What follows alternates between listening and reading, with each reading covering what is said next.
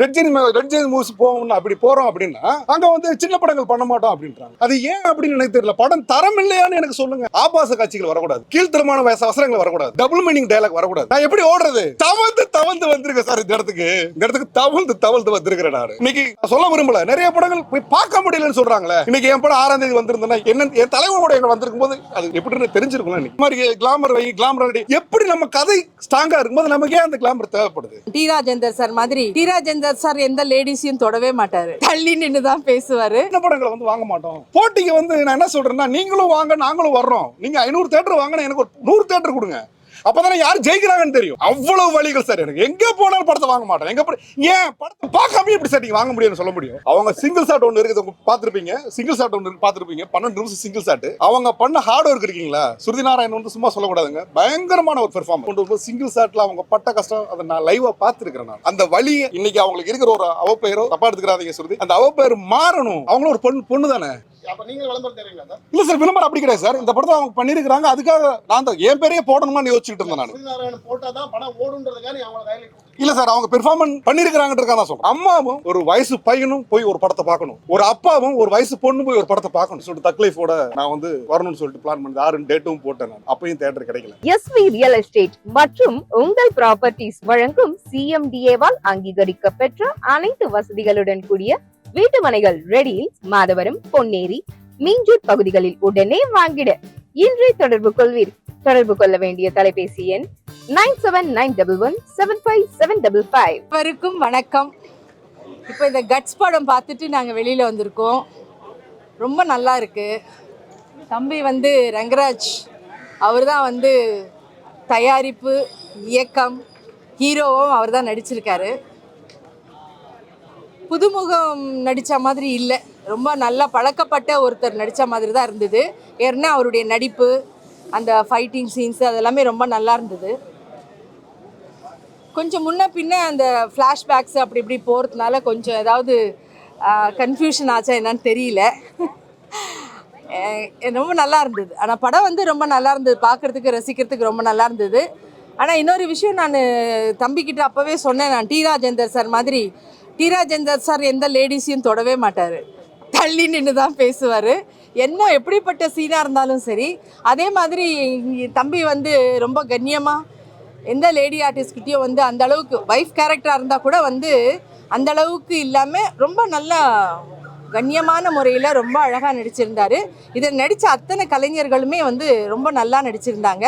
முக்கியமான விஷயம் வந்து அவங்கவுங்களே வந்து டப்பிங் பேசுனது வந்து பெரிய விஷயமா இருந்தது. ஏன்னா மலையாளம் பேசுகிறவங்களா இருக்கட்டும், அந்த ஹிந்தி அந்த கடைசியாக ஒருத்தர் வில்லன் வராரு, அவர் கூட ஒரு ஹிந்தின்னு நினைக்கிறேன் அவர் இல்லையா, அவரும் வந்து அந்த அந்த பாஷையில், ஏன்னா அந்த கேரக்டர் இல்லைன்னா நம்ம எப்பவுமே வந்து வில்லன்னா உண்மையிலேயே ஒரு பேஸ் வாய்ஸில் ஒரு வில்லனை ஒரு டப்பிங் ஆர்டிஸ்ட்டை போட்டுருவாங்க. பட் அதெல்லாம் இல்லாமல் அந்தந்த நேச்சுரலான அவங்கவுங்க வாய்ஸ் போட்டது ரொம்ப பார்க்குறதுக்கு நல்லா இருந்தது. மற்றபடி இந்த படம் வந்து 13ஆம் தேதி ரிலீஸ் ஆகுது.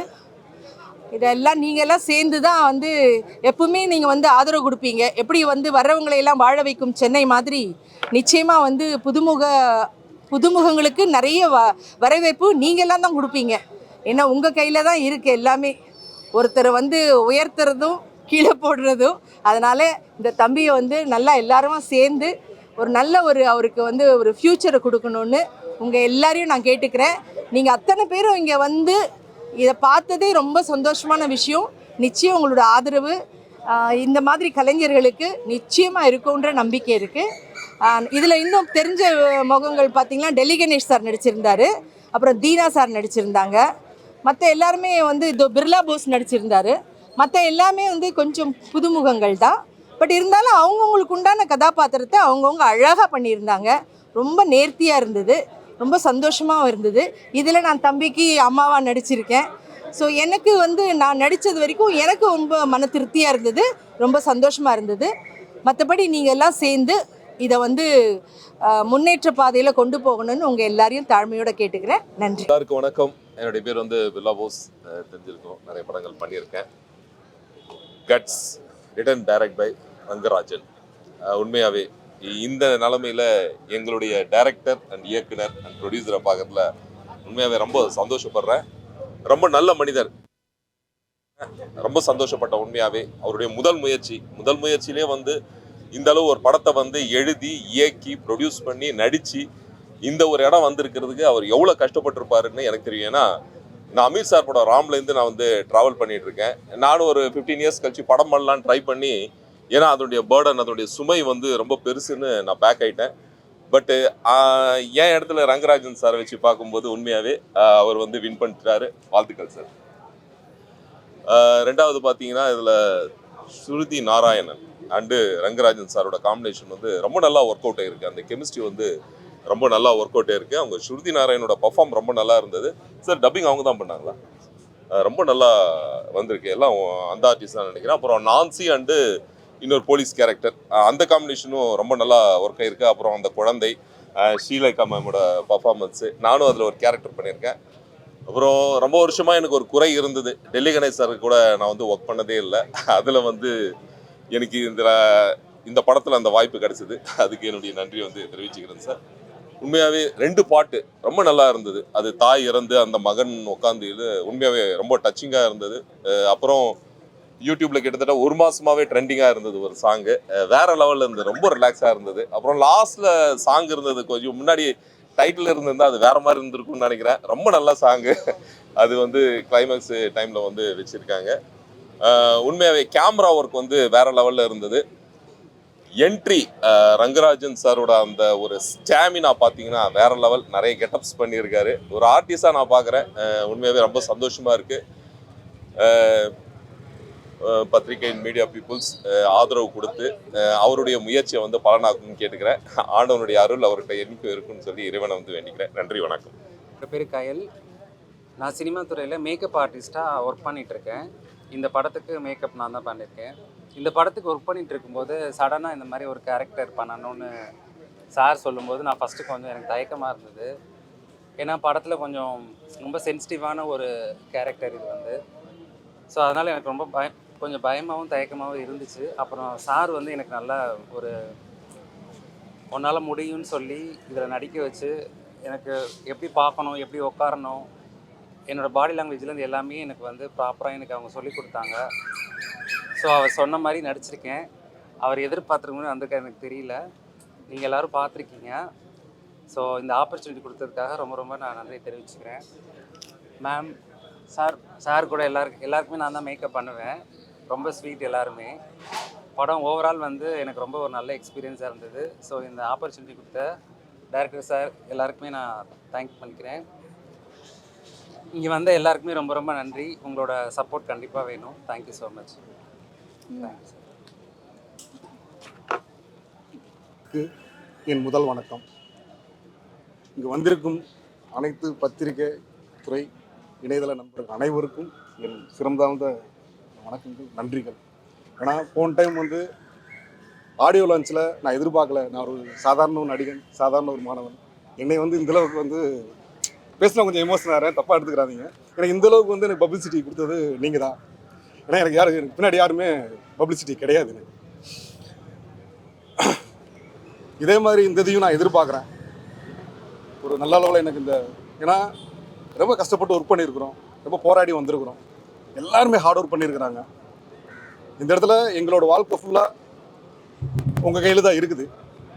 நீங்கள் எனக்கு எந்த என்ட்ரி சீட் கொடுத்தா தான் நான் திரையுலக வாழ்க்கையிலேயே நான் பயணம் பண்ண முடியும்.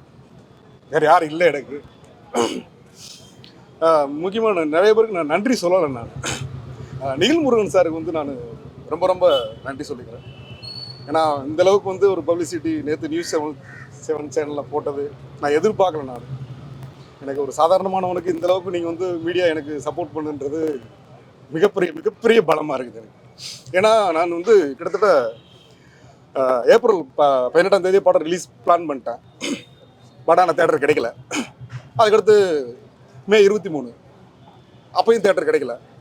சரி, ஓகே, என் திரையுலக ஆசான் உலகநாயகன் பத்மஸ்ரீ டாக்டர் கமலஹாசன் அவர்கள் படத்தோட நம்ம படமும் வரட்டும் அப்படின்னு சொல்லிட்டு தக்லைஃபோட நான் வந்து வரணும்னு சொல்லிட்டு பிளான் பண்ணி 6 டேட்டும் போட்டேன். நான் அப்பையும் தேட்டர் கிடைக்கல. எனக்கு நான் ரொம்ப கஷ்டப்பட்டு எல்லா இடத்துலையும் வந்திருக்கிறேன், தேட்டர் கிடைக்கல. நான் என்ன பண்ணுறதுன்னு எனக்கு தெரியல. எனக்கு 6ஆம் தேதி நான் ரிலீஸ்க்கு எல்லாமே பிளான் பண்ணிட்டேன், எல்லாமே பண்ணிட்டேன். ஆனால் எப்படி எங்கே போனாலும் தேட்டர் பிளாக் பண்ணி வச்சுருக்குறாங்க. அது ஏன் அப்போ எப்படி நாங்கள் ரிலீஸ் பண்ணுறது? அவங்க படமும் வரட்டும், நான் வேணான்னு சொல்லலை.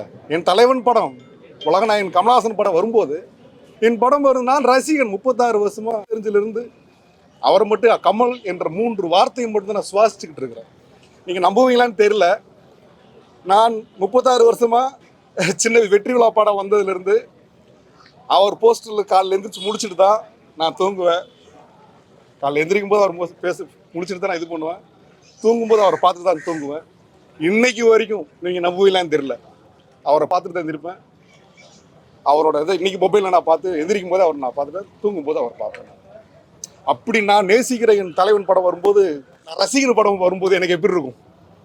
அதை விட ஒரு ப்ரீ செக்ஸ் வேற என்ன இருக்குது அப்படின்னு நினச்சிட்டு போனால் தேட்டரை வந்து பிளாக் பண்ணி வச்சிருக்கேன். அது ஏன் அப்படி எனக்கு புரியல. அவங்க படம் வரட்டும், நான் வேணானே சொல்லலையே. எங்களுக்கு குறிப்பிட்ட தேட்டரை ஒதுக்கி கொடுங்க, ஏன் கொடுக்க மாட்டேன்றீங்க? எல்லாரும் என்னை போல பல தயாரிப்பாளர்கள் ரொம்ப ரொம்ப ரொம்ப கஷ்டப்பட்டு போராடி தேட்டர் கிடைக்கல. ஓகே, அப்போ நம்ம அதாவது ப்ரொடக்ஷன்லாம் முடிச்சிட்டோம், இங்கே வந்து நம்ம வந்து ஏதாவது ஒரு இன்கம் பார்க்கலாம் அப்படின்னா, மற்ற பெரிய படங்கள்லாம் வந்து பார்த்தீங்கன்னா சேட்டலைட் ரைட்ஸு, எஃப்எம்எஸ் ரைட்ஸு முன்னாடியே வித்துடுறாங்க. அவங்கள வந்து இப்போ எந்த படம் தோல்வி அடைஞ்சாலும் எனக்கு தெரிஞ்ச நாலேஜில் சொல்கிறேன், லாஸ் கிடையாது அவங்க. நாங்கள் அப்படி இல்லை, ஒரே வார்த்தை சொல்கிறாங்க, தேட்டரில் படத்தை ரிலீஸ் பண்ணிட்டு வாங்க, அப்புறம் நாங்கள் வாங்கிக்கிறேன்றாங்க. இன்னைக்கு வரைக்கும் எஃப்எம்எஸ் எதுவுமே விற்கல. நாங்கள் ரிலீஸ் பண்ணிட்டு வாங்க வாங்கிக்கிறேன்றாங்க. இங்கே ரிலீஸ் பண்ண படம் தேட்டர் கிடைக்கலன்றாங்க. ரெட் ஜெயின் மூவ்ஸ் போகணும்னு அப்படி போகிறோம் அப்படின்னா அங்கே வந்து சின்ன படங்கள் பண்ண மாட்டோம் அப்படின்றாங்க. அது ஏன் அப்படின்னு எனக்கு தெரியல. படம் தரம் இல்லையான்னு எனக்கு சொல்லுங்கள். படம் தரம் இல்லைன்னா நீங்கள் சொல்கிற படம் நான் கேட்குறேன். இன்னைக்கு ஆபாச காட்சி, நான் படத்தில் நான் ஸ்டார்ட் பண்ணும்போதே ஒன்று நினச்சேன், ஆபாச காட்சிகள் வரக்கூடாது, கீழ்த்தரமான வசனங்கள் வரக்கூடாது, டபுள் மீனிங் டயலாக் வரக்கூடாது. இதில் ஒன்று தான். ஏன்னா ஒரு அம்மாவும் ஒரு வயசு பையனும் போய் ஒரு படத்தை பார்க்கணும், ஒரு அப்பாவும் ஒரு வயசு பொண்ணு போய் ஒரு படத்தை பார்க்கணும். அவங்க ஒரு விரசம் இல்லாமல், ஒரு ஆபாசம் இல்லாமல் அவங்க ரசித்து சிரிக்கணும் அந்த படத்தை. இப்போ எப்படி இருக்குது இந்த படங்கள்? உட்கார பார்க்க முடியுதா? அந்த கோவத்தில் தான் எல்லாருமே சொன்னாங்க, இந்த மாதிரி கிளாமர் ரெடி. எப்படி நம்ம கதை ஸ்ட்ராங்காக இருக்கும்போது நமக்கு ஏன் அந்த கிளாமர் தேவைப்படுது? நான் கதையோட தேவைப்படுற கிளாமர் வைக்கலாம். இது இப்போ ரொம்ப ஆபாசமாக, ரொம்ப டபுள் மீனிங்காக பார்க்கவே முடியல. திரைப்படம் நான் வந்து எடுத்துருக்கிற இந்த படம் வந்து நான் வந்து பெருமைக்கு சொல்ல, தரமான படம். இது பிடிக்குதா உங்களுக்கு பிடிக்கலான்றது உங்களோட சாய்ஸ். ஏன்னா பத்திரிகையாளர் உங்கள் கையிலையும் தமிழக மக்கள் கையில் தான் இதோட இந்த வெற்றியும் உங்கள் கையில் தான் இருக்குது. ஆனால் படத்தை சரியாக தயாரிக்கணும் என்னோட கையில் இருக்கு இல்லையா? நான் சரியான முறையில் நான் தயாரிச்சிருக்கிறேன். நான் இப்படி எல்லாம் நான் பண்ணி எல்லாத்தையுமே நான் கொண்டு வந்து வச்சேன்னா சின்ன படங்களை வந்து வாங்க மாட்டோம். போட்டிக்கு வந்து நான் என்ன சொல்கிறேன்னா, நீங்களும் வாங்க நாங்களும் வர்றோம். நீங்கள் 500 தேட்டர் வாங்கினா எனக்கு ஒரு 100 தேட்டர் கொடுங்க. அப்போ தானே யார் ஜெயிக்கிறாங்கன்னு தெரியும், யார் பெர்ஃபார்ம் பண்ணுறாங்கன்னு தெரியும். எங்களுக்கு களத்திலேயே வந்து ஒரு ஓட்டப்பந்தயம் நடக்குது, நீங்கள்லாம் முன்னாடி ஓடுறீங்க, நான் வந்து என்னை காலை கட்டி விட்டா நான் எப்படி சார் ஓடுறது? நான் எப்படி ஓடுறது? தவழ்ந்து வந்திருக்கேன் சார் இந்த இடத்துக்கு தவழ்ந்து வந்திருக்கிறேன். நான் ரொம்ப ரொம்ப போராடி இந்த இடத்துக்கு இங்கே வந்து எனக்கு இது போதும் சார், இங்கே வந்து நிப்பாட்டிட்டேன், இதுக்கு இந்த உங்க கையில் தான் இருக்குது. தவழ்ந்து இந்த இடத்துல வந்து நிற்கிறேன் நான். அவ்வளவு வழிகள் சார். எனக்கு எங்கே போனாலும் படத்தை வாங்க மாட்டேன். ஏன் படத்தை பார்க்காம எப்படி சார் நீங்கள் வாங்க முடியும்னு சொல்ல முடியும்? படத்தை நீங்கள் வந்து பார்க்கவே இல்லை, என் படத்தை பார்த்துட்டு நீங்கள் குறை சொல்லுங்க, இல்லை ஏதாவது தப்பாக இருக்குது நீங்கள் சொல்லுங்க, நான் கேட்குறேன். ஆனால் பெரிய எப்படி இருந்தாலும் நீங்கள் வந்து இன்னைக்கு நான் சொல்ல விரும்பல, நிறைய படங்கள் போய் பார்க்க முடியலன்னு சொல்கிறாங்களே. இன்னைக்கு என் படம் 6ஆம் தேதி வந்திருந்தேன்னா என்ன, என் தலைவனோட எங்களை வந்திருக்கும் போது அது எப்படின்னு தெரிஞ்சிருக்கலாம். இன்னைக்கு வர வாரம் அந்த படம் ரிலீஸ் ஆகுது. பத்திரிகை நண்பர்களாகி எல்லாரும் எனக்கு சப்போர்ட் பண்ணணும், ஆதரவு அளிக்கணும்.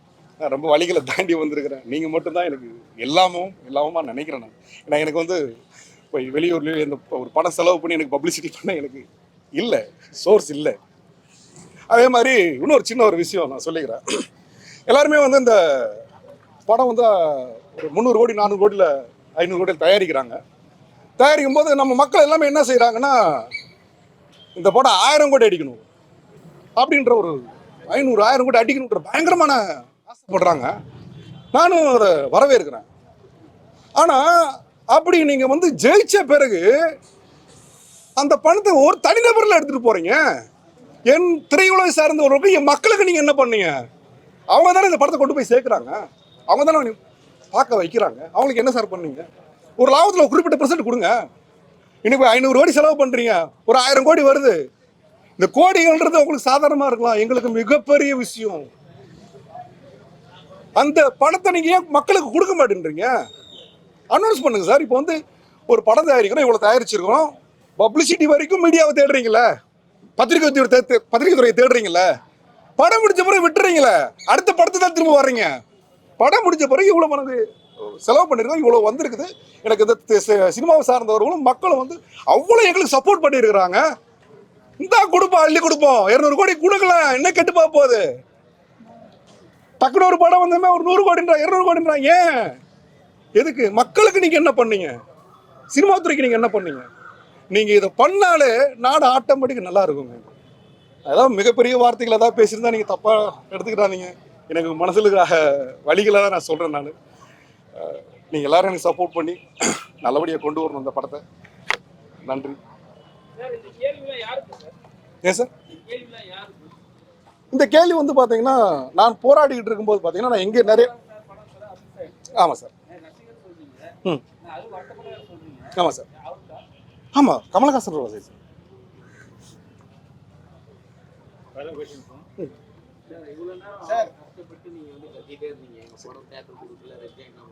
ஆமாம் சார். நீங்க படம் எடுக்கும்போது சுதி நாராயணன்ற கேரக்டர் யாரு?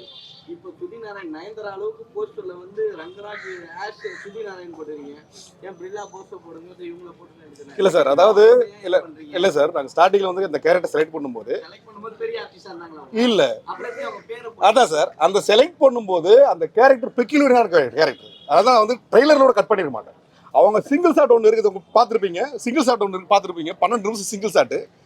அவங்க பண்ண ஹார்ட் ஒர்க் இருக்கீங்களா, ஸ்ருதி நாராயணன் வந்து சும்மா சொல்லக்கூடாதுங்க, பயங்கரமான ஒரு பெர்ஃபார்மர்.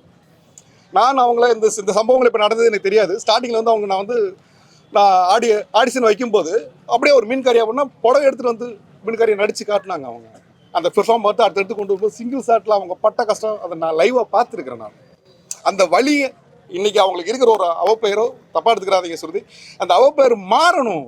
அவங்களும் ஒரு பொண்ணு தானே, தப்பு பண்ணாத மனுஷனே கிடையாதுங்க, தப்பு பண்ணாத மனுஷனே கிடையாது. ஒரு தவறு நடந்துருச்சுங்க, அதை பொண்ணை வாழ விடுங்க, எல்லாருமே வாழட்டும்.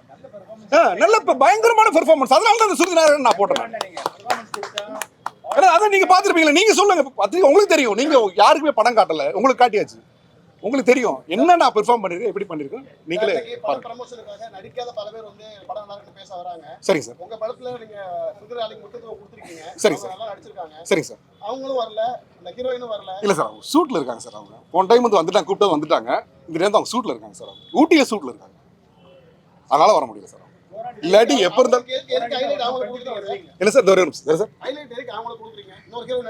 இல்ல சார், இவங்க தான் சார் எனக்கு வந்து பயங்கரமான பெர்ஃபார்ம் கொடுத்தாங்க. எனக்கு நான் எப்படி சொல்றேன், அவங்களையும் நான் குறை சரிங்க சார். இல்ல போட முடியலன்னு சொல்லி ஒரு இதுக்காக சார் போட்டுருக்கோம் நம்ம. இல்ல சார், விளம்பரம் அப்படி கிடையாது சார். இந்த படத்தை அவங்க பண்ணிருக்காங்க, அதுக்காக நான் என் பேரையே போடணுமான்னு யோசிச்சுட்டு இருந்தேன் நான்.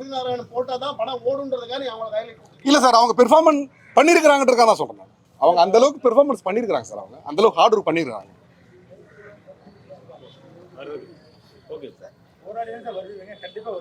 தேங்க்யூ.